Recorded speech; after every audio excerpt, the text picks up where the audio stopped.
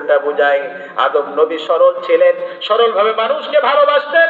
সকল নবীরা সরল ছিলেন, আমার নবী এত সরল ছিলেন। আমার নবী মক্কার জমিনে বিশ্ব নবীর ঘরের সামনে, দরজার সামনে একজন বৃদ্ধা মহিলা কাঁটা দিত। আল্লাহর হাবিব সাল্লাল্লাহু আলাইহি ওয়াসাল্লাম একদিন ঘর থেকে বের হয়ে দেখলেন কাঁটা বিছানো নাই। বিশ্বনবী চিন্তা করলেন এই মহিলাটি গেল কোথায়। আবার দ্বিতীয় দেখলেন কাঁটা বিছানো নাই। এইবার বিশ্বনবী চিন্তা করলেন মহিলাটি গেল কোথায়। খুঁজতে আরম্ভ করে দিলেন। খুঁজতে খুঁজতে গিয়ে দেখে ওই মহিলা অসুস্থ।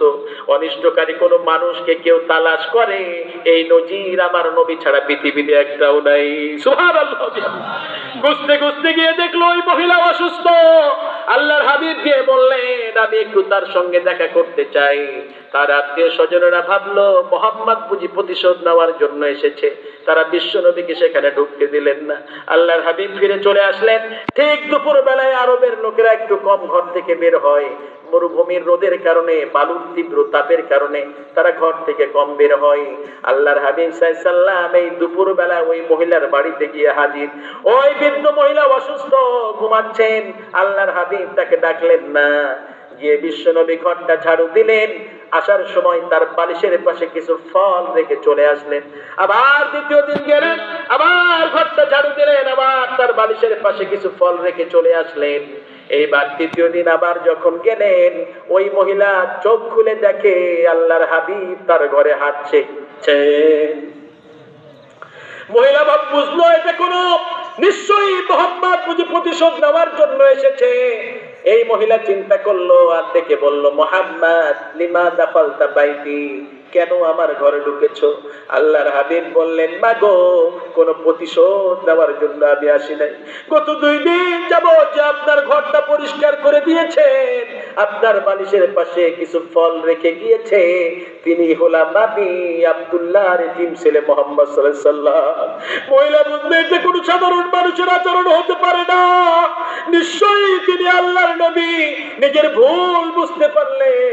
এইবার মহিলা পড়লেন লা ইলাহা ইল্লাল্লাহু মুহাম্মাদুর রাসূলুল্লাহ সাল্লাল্লাহু আলাইহি ওয়াসাল্লাম। আমার নবীর আদর্শ সবখানে আছে না নাই?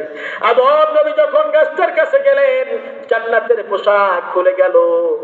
শয়তানের প্রথম টার্গেট হলো মানুষকে বিবস্ত্র করে দেওয়া। এই জন্য শয়তান হলো যৌনবাদী আর আমরা হলাম মৌলবাদী। ঠিক কিনা বলে? শয়তান যৌনতা ছড়ায় আর আমরা আল্লাহ রাসূল ধরে থাকি। শয়তানের আন্দোলন যারা করে তাদের সাথে আমাদের কোনো সম্পর্ক নয়। মুসলমানের সঙ্গে শয়তানের আন্দোলনের সাথে কোনো সম্পর্ক থাকবে? কোনো সম্পর্ক নয়। আদম নবী যখন গাছটার কাছে গেলেন, জান্নাতের পোশাক খুলে গেল, সতর খুলতে আরম্ভ করলেন। এবার জান্নাতের লতা পাতা দিয়ে সতর ঢাকতে আরম্ভ করলেন।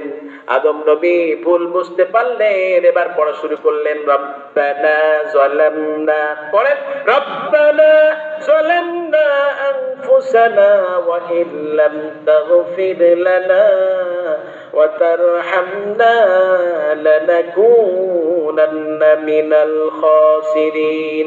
আল্লাহর হাবিব সাল্লাল্লাহু আলাইহি ওয়াসাল্লাম বলেছেন এই দোয়া পড়ে যে দোয়া করবে আল্লাহ তার দোয়া কবুল করে নেবেন। পড়েন রব্বানা যালামনা আনফুসানা ওয়া ইল্লাম তাগফির লানা ওয়া তারহামনা লানাকুনান্না মিনাল খাসিরিন। সুবহানাল্লাহ। একজন নবী কোরআনের কথা বলছেন, এই কোরআনের মধ্যে একজন নবীর কথা বলছেন আল্লাহ রাব্বুল আলামিন। সেই নবীর নাম বলেন মুহাম্মদ সাল্লাল্লাহু আলাইহি ওয়াসাল্লাম। এমন একজন নবী মায়ের কোলে ইনসাফ প্রতিষ্ঠা করলেন।